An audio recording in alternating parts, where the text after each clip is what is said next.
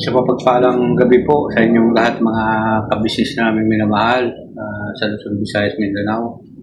Good evening po sa inyong lahat at sa mga kabisnes natin sa ibayong dagat. Ingat po kayo dyan mga kapapi, mga kabisnes.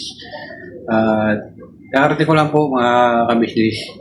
Doon kami galing sa paglipat ni Kuya Bukoy. At doon nga po ng mga kabisnes. Karating ko lang din.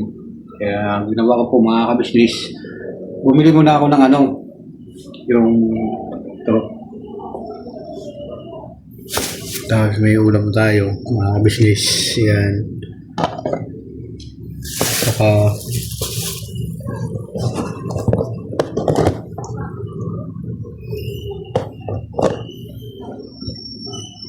meron po tayong daing po mga kabisnes.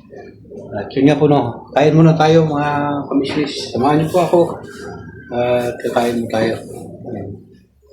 Siyempre po, bago tayo kumain mga kabisnes, huwag natin pakalimutan na pasalamat po tayo sa ating Panginoon na nagbigay ng mga biyaya na nagkulang po sa Kanya.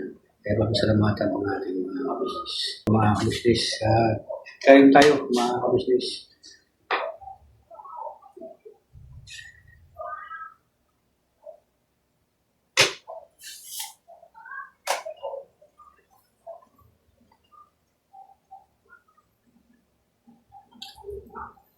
Yung po mga business, yung kung napanood ko po dati dito yung pumunta na nagsabi po mga business na Sibong nandun sa kanila.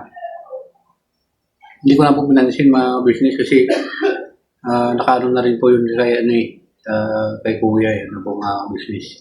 Kaya pasensya ka na, yun nga, sabi niya, subscriber din po siya ng Kabisnes Special. Tapos nakasubscribe din po siya sa akin mga kabisnes.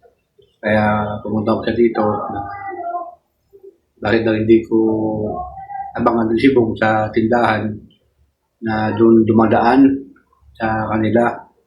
Ayun.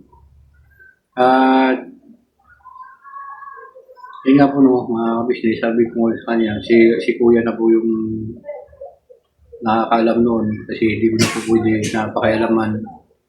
Yung Sibong ang siguro yung sa akin po mga kabisnes, kung makita ko siguro Sibong, ituturo ko na lang na nandyan Sibong sa lugar na yan, ganyan. Pero kung sabihin na hanapin mo siguro mga kabisnes, yun hindi na siguro. Mga kabisnes kung halimbawa namin, madalas hindi naman siya makikita. Pag nandito lang po siya kasi madalas din po akong nagmamalasakit sa kanya na naghahanap din ng lalo mo ng mga karaan. Pero ngayon, kakablatter din siya.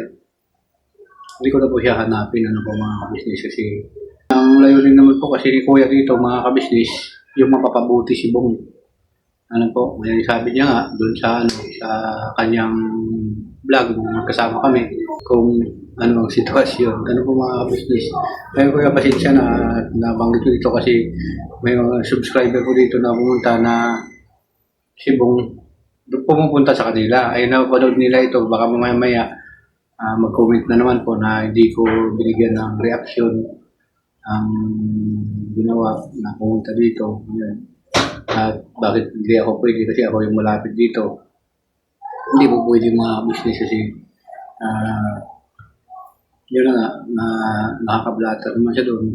Bahala na po yung kung ano po ang karapat dapat po mga business. Kaya hindi ko lang po pwede siya pakialaman. Kaya pasensya na ate na pumunta. Talagang siya pumunta dito. Diyan lang siya sa taas namin mga business. Yung babae. Kaya kakain pa lang muna tayo mga business. Kabang pagkutuan.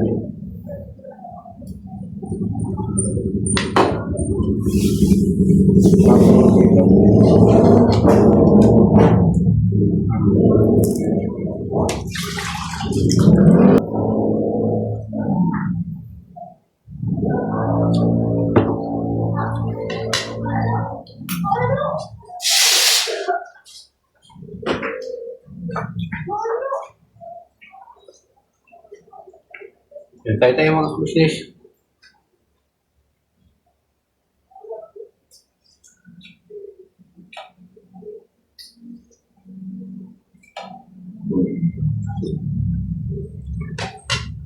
Yun ang, ano, sa akin kapatid ko lang ng mga kabisnes, tumawag din yung kapatid kong babae. Ito po, pinapaalam ko lang din po sa inyo mga kabisnes ko, hindi sa ano na, ano ko lang kasi, tumawag po kasi kapatid ko na nasa hospital po siya ngayon. Kaya,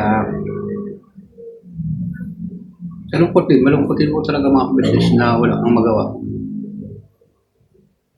May tulong sa kapatid mo na sa hospital, hindi ko nga alam kung nakalabas na o ano po kasi kung natawag po ako doon mga kabisnes, tapos ano ko, wala akong ayun, kasi dyan na po kayo mga kabisnes ko, sinasabi ko po sa inyo, dahil yun yung ano, at mapapanood niya po kasi ito na lagi po siya kasi makasubaybay sa akin, yung mga kabisnes. Kaya dahil pasensya ka na, kasi wala talagang pera si Kuya kasi wala talaga pang ano, medyo ma-level sa akin namin. Siguro, hindi natin alam kung makakasahod ko rin medyo maaga, makapapadala kita. Kasi tiyak naman yun na makakasahod ako kasi si Kuya naman yung magpapasahod sa akin. Sana maintindihan mo ako. Yung sa aking mga pamangkin, tulungan niyo muna yung mama niyo, yan mga anak. Tulungan niyo muna si mama mo na sa hospital yung kanyang kalagayan. Kung may trabaho ka dyan o kaya mangutang kayo pagdating ng sahod, tulungan ko kayo pagbayan. Ano po mga kabisnes. Kasi sa akin sarili, wala rin ako magagawa kasi wala din po talaga ako. Kung yung anak ko nga nagkaroon ng birthday, hindi ko masakit man sa aking loob, pero wala akong naibigay. Kasi kapos din talaga. Ano po, sobrang kapos ng mga kabisnes. So, pasensya na. Kaliwat kanan yung problema. Problema sa mga nakatira sa kanya, sa mga humangki ko, naawa naman ako palayasin. Ano ba naman ang buhay ko? Alam niyo po, sa totoo lang mga kabisnes ako, lalabat lang yung problema kasi hindi naman ako nagbibisyo. Tigit sa lahat. Yung mga bagay-bagay na dati ng mga palayawan pa, lahat po yun tinapon ko na. Ultimo sa mga bagay niya na tumingin sa mga hindi ka nais-nais, hindi na po ako gumagawa ng mga kabisnes. Kasi iba na talaga yung pananaw ko sa buhay. Talagang siyempre may Panginoon na may naaliwanagan na tayo sa pag-aaral focus na rin siguro ako sa tamang gawain ng mga kabisnes. Kahit maghirap pa ako, sana sa tama po ako mga kabisnes. Paglaban ko yun para sa aking sarili. Gusto ko lang po na bago mo na ako mawala sa mundong to, gusto ko rin sana na matiyak yung seguridad ng aking pananampalataya na ako yung magbalik mga business sa aking pananampalataya kasi matagal po na panahon na nalandas ko naligaw. Siyempre sa mga barkada noon na hindi ko maiwasan na siyempre gumagawa po ng hindi kagandahan ng mga business sa aking kapwa. Pasensya na po kayo sa mga nakakilala sa akin. Pasensya na po kayo. Mapatawad nyo.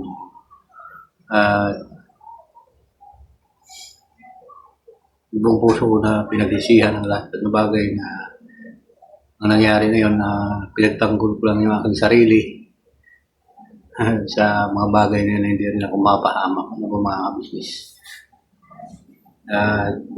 Yun nga po, ako mahanap din ako ng paraan para magbago yung aking buhay. Siyempre sa mga anak ko din na kaya ko sila pasunurin. Kaya ako nagbago mga business. Kaya huwag ko kayong umalis mga kapatid mga business. Balik ako. Kain lang po ako mga kabisnes. Yun nga po ng mga kapapi, mga business. Balik tayo. Tapos na po ako kumain mga kabisnes. Yun nga po ng mga kabisnes.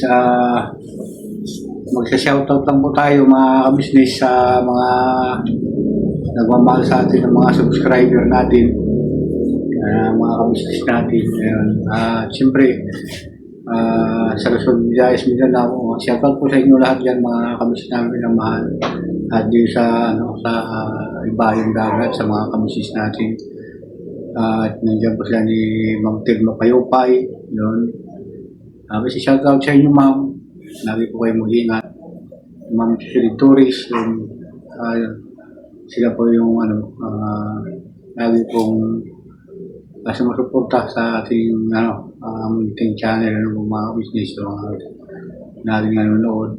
Yun. Lagi po kayo nanonood mga business, lagi po kayo shoutout. At Ma'am Jocelyn Torres, maraming salamat sa iyo sa walang sawang support sa pagmahal. Ma'am Tirno Payopay, thank you very much sa inyo, sa iyo. Lagi po mag-ingat dyan. Ma'am Nati Valdez, yun, shoutout sa inyo ma'am. At mabuhay po kayo. Siyempre po sa iba pa natin shoutout po kay Ma'am Carlota, katakutan yata ito, katakot ng po ma'am. Shoutout po sa iyo ma'am. Kay Liliani ni Oka yata to. Hindi ko maintindihan ito mga kabisnes. Tsaka shoutout kay Luisa Sam. Yun. Shoutout sa iyo. Lislian Lico. Yun. Shoutout sa iyo. At Bing Rosales. Shoutout sa iyo. Jiwil Chin. Yata to. Yun. Shoutout sa iyo. Ma'am Nico Rita. Yun. 515. Shoutout sa iyo. Oo, tama ito mga business. At Lisa Maranan. Yan. Shoutout sa iyo. Mami Lisa. Mami Lit. Yun. Shoutout sa iyo. Ma'am. At Sinipi ata ito. Sinipi. Yun. Shoutout sa iyo. At saan ka man, mag-ingat dyan. Ma'am Oli Paglinawan. Shoutout sa iyo, ma'am. At siyempre, Maria Corazon. Ayun. At shoutout sa iyo din, ma'am. At na sumusuporta sa munting channel natin. Mga business. Thank you very much po sa walang sawang pamamahal sa inyo po yan. Kasi siyempre, yan po yung, yung pagtulong sa ka-business official. Maraming salamat po sa inyong walang sawang pamamahal sa aming pinakamamahal na kuya ka-business. At siyempre sa kay Papa Dins TV, yun, na walang sawang din ang pagsuporta nyo. Thank you very much. Sa Mrs. TV official, yun. Thank you very much din sa inyong walang sawang suporta at pagmamahal. Yun mga kamars. At siyempre nandyan po yung family ka-business, yun, Busding. At Paimos Budang official. Yun. Siyempre sa aming mga kapatid kong kagwang. Yun. Sana huwag kayong magsawa sa mga pagsuporta sa aming mga ka-business. Lalo na sa akin mga ka-business, thank you very much sa inyong tulong at suporta sa inyong Kuya Damulag. At siyempre po mga ka-business, lagi po kayong manalangin sa araw-araw para gabayan po tayo kung saan man tayo mapunta. Pagpalayan po tayo ng ating Panginoon. So hanggang dito na lang po mga ka-business, ang ating vlog na ito. Maraming salamat po sa inyong lahat sa walang sawang suporta. At hindi po kami nagsasawa sa salamat sa inyo. Kasi yan lang po ang aming magawa. Thank you very much at I love you all. Never say goodbye. Tomorrow is another day. Birabanat lang po tayo mga ka-business namin bilang wala tayong iwanan mga ka-business. Masama tayo hanggang wakas. Yan. Tulong na to mga ka-business.